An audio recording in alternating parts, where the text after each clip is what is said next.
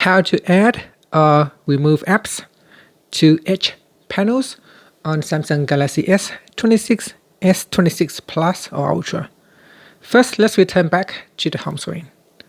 Then swipe down at the top and tap on the settings icon.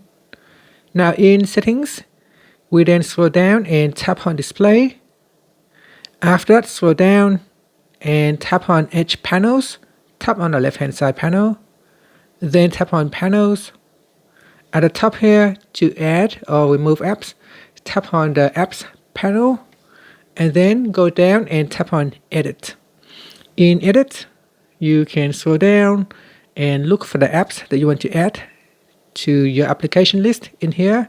So at the moment I have 4, so I can add Facebook to the list, Google Drive, or Deep Sea Submarine. Okay, so after that, you can tap on the back key. Here, you can see if I swipe out and in my Edge panels, I can quickly launch a shortcut. And that's it. So you can see once I have added to the list, I can easily access apps. For example, if it's games or whatever it is, you can add it to the list. And that's it. Thank you for watching this video.